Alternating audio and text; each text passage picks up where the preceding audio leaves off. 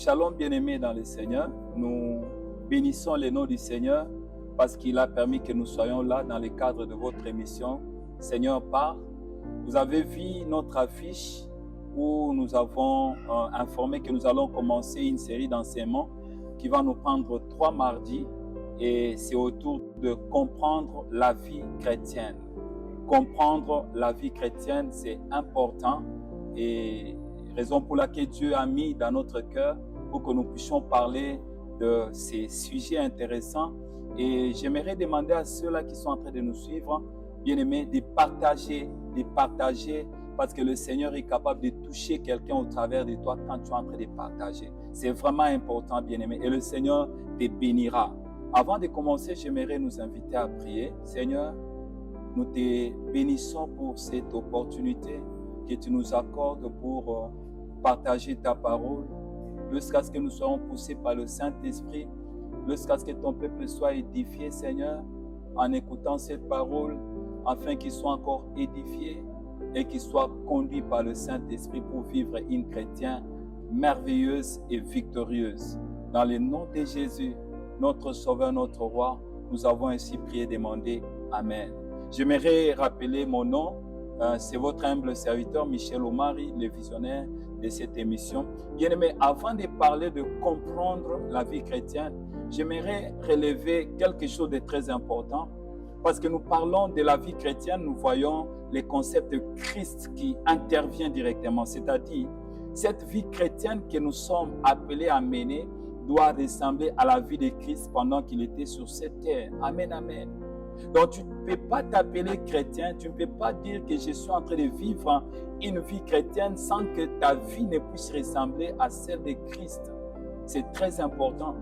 Raison pour laquelle, quand vous lisez Acte 11, le verset 26, la Bible nous parle des disciples au niveau d'Antioche, où ils ont été appelés pour la première fois des chrétiens. Pourquoi? Parce que tout autour d'eux, bien-aimés, ceux-là qui les visitaient, ceux-là qui les voyaient, ils voyaient Christ en eux. Raison pour laquelle l'apôtre Paul peut dire, ce n'est plus moi qui vis, mais c'est Christ qui vit en moi.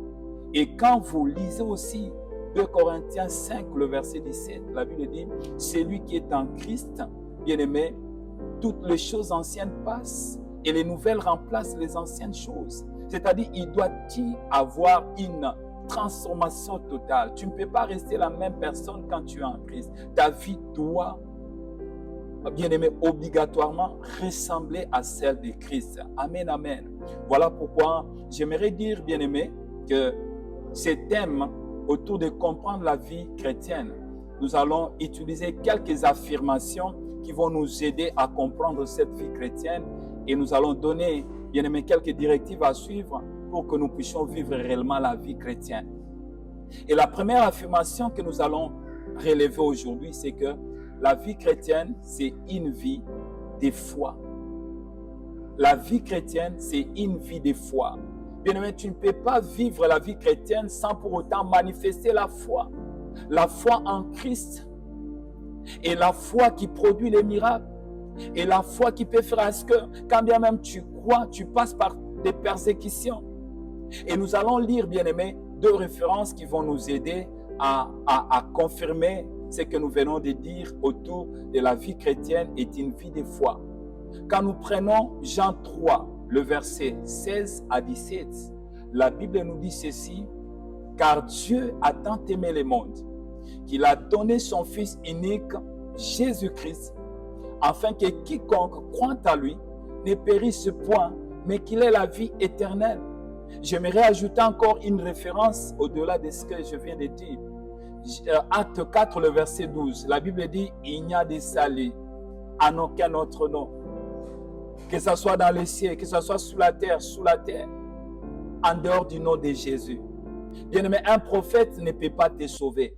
Ton père pasteur ne peut pas, bien-aimé, être à la base de ton salut. C'est Jésus qui procure le salut à quiconque, bien-aimé, veut vivre avec lui. Donc la vie chrétienne, c'est une vie de foi qui nous amène à vivre le salut, qui nous amène à la rémission de nos péchés. Même si tu as y avorté plusieurs fois, même si tu as eu à voler dans la caisse de l'État, même si tu as eu, bien-aimé, à faire des choses dont toi-même, tu te dis, est-ce que je serai pardonné? Mais j'aimerais te dire, Romains 8 est en train de nous, nous avons un avocat auprès du Père. Il s'appelle Jésus, il se trouve à droite du Père. Il intercède jour après jour pour nous. J'aimerais dire à quelqu'un, même si tu es dans les péchés, pendant que tu es en train de me suivre, bien-aimé, il est possible que tu puisses obtenir le pardon en Jésus, parce que tu es en train de manifester la foi qui conduit au salut. La Bible dit dans Proverbes, je crois, 28, la Bible dit, celui qui avoue ses fautes obtient miséricorde, mais celui qui les cache ne prospère point. Veux-tu avoir la vie? Veux-tu vivre la vie éternellement? Bien-aimé, manifeste cette foi qui amène au salut. Et c'est unique cette foi. C'est la foi en Jésus. Pas la foi au nom des prophètes, non. C'est la foi en Jésus, notre Sauveur, qui est venu un jour, bien-aimé, sur cette terre pour mourir à Golgotha.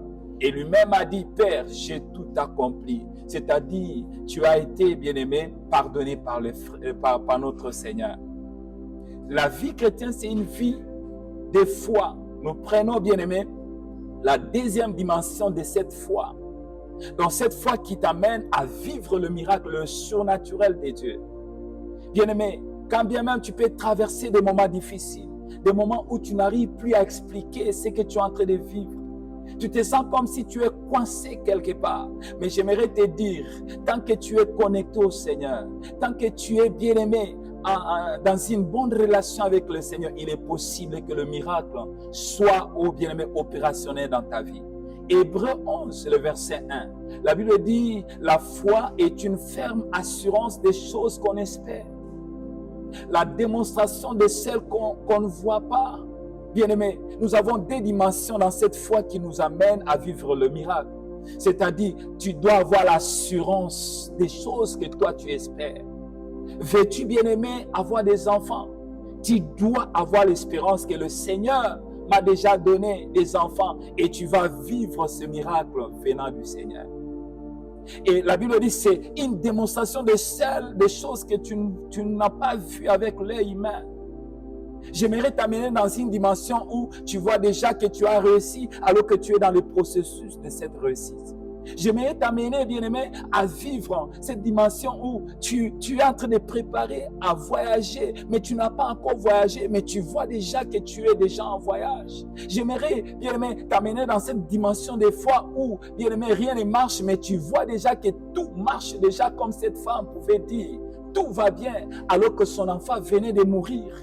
Oh, quel niveau de foi, bien-aimé. Cette femme est en train de dire au serviteur de Dieu, tout va bien.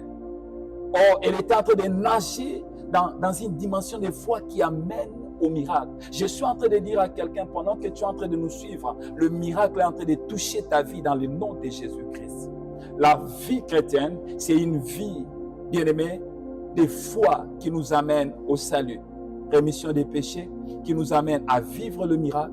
Et la troisième dimension que nous voulons relever, et vous remarquez toujours dans Hébreux 11, la Bible est en train de faire allusion, bien aimé, aux héros de la foi. Quand bien même ils ont cru au Seigneur, quand bien même ils ont cru, bien aimé, oui, à la possibilité de vivre le miracle, bien aimé, mais qu'est-ce qui a été leur fin? Leur fin, il y a d'autres qui ont été sciés, il y a d'autres qui ont perdu de leur vie. Il y a d'autres bien-aimés qui ont disparu, on les a sciés, bien-aimés. Les apôtres ont connu la mort, mais dans la foi, bien-aimé, il n'arrive pas toujours que quand tu as la foi et que tu puisses obtenir une suite favorable, non. Il peut faire à ce que tu as la foi, mais Dieu, bien-aimé, juge autrement.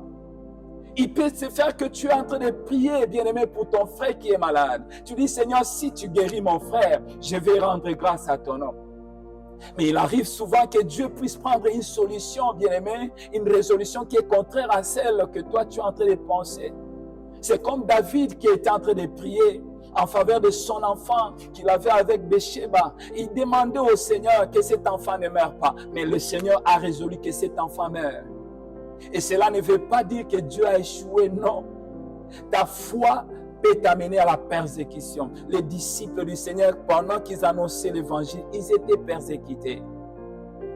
J'aimerais dire à quelqu'un, pendant que tu es en train de traverser des moments de persécution, pendant que tu es en train de traverser des moments de douleur, tu as la foi. Et des fois, quand tu pries, tu dis, Seigneur, je veux vivre le miracle. Seigneur, demain, je veux voir un changement. Mais tu ne vois aucun changement. J'aimerais te dire, bien-aimé, n'arrête pas de prier parce que ton Dieu est vivant. Ton Dieu est capable d'agir au-delà de ce que tu lui demandes.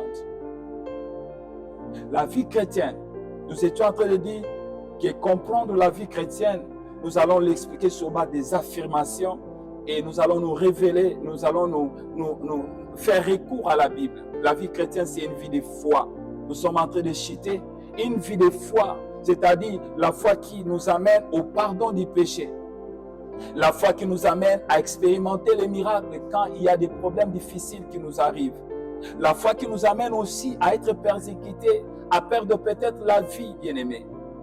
Et quand tu es enfant de Dieu, tu dois avoir toujours ces idées dans ta tête. Quand je marche avec le Seigneur, je dois savoir que cette vie, c'est une vie de foi qui m'amène au pardon du péché. Et à chaque fois que tu trébuches, la vie chrétienne n'est pas une vie, bien-aimé, où on prémédite d'aller pécher. Non, non. La vie chrétienne, bien-aimé, c'est une vie où on peut tomber, on peut pécher accidentellement, mais nous avons un avocat auprès du Père, il s'appelle Jésus, à la droite du Père. Il intercède pour nous. Et la vie chrétienne, c'est une vie de miracles. Il est possible que tu vives les miracles. Il est possible que tu vives le miracle. Ça viendra comment? Quand tu prieras.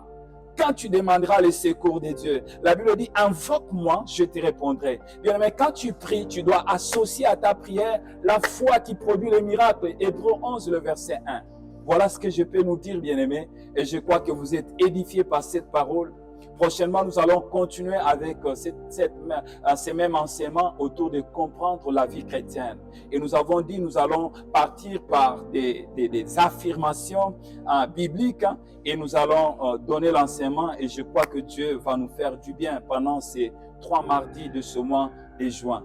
Et par rapport à cet enseignement d'aujourd'hui, si vous avez une préoccupation, si vous voulez appeler, vous voulez avoir des éclaircissements de plus en plus profonds, appelez-nous au numéro WhatsApp qui figure, qui va circuler sur notre écran, bien-aimé. Et le Seigneur vous bénira abondamment. Et nous allons répondre.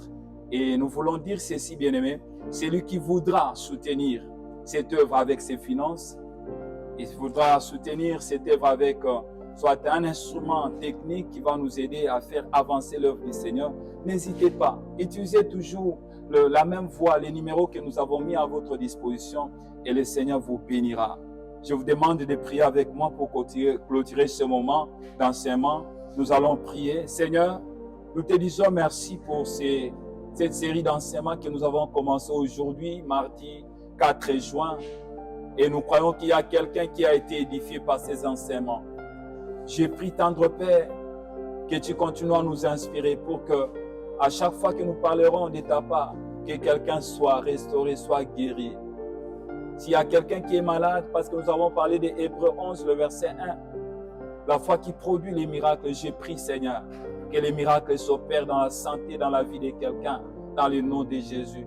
S'il y a quelqu'un qui ne t'a jamais reçu comme Seigneur et Sauveur, parce que nous avons parlé de la foi qui conduit au salut, j'ai prie, Seigneur, que celui qui prend la décision de te recevoir comme Seigneur et Sauveur, Yahweh, mon Dieu, pardonne ses péchés et accepte-les comme ton Fils, afin que le dernier jour, qu'il puisse, Yahweh, mon Dieu, bénéficier de la vie éternelle. Au nom de Jésus, nous t'avons ainsi prié et demandé. Amen, amen. Que Dieu vous bénisse. J'aimerais rappeler à ceux-là qui viennent de nous rejoindre il n'y a pas longtemps, c'est votre humble serviteur, Michel Omari, le visionnaire de cette émission Seigneur parle. Que Dieu vous bénisse abondamment. À nous revoir le mardi prochain. Bye bye. N'oubliez pas de partager ces lives avec les autres.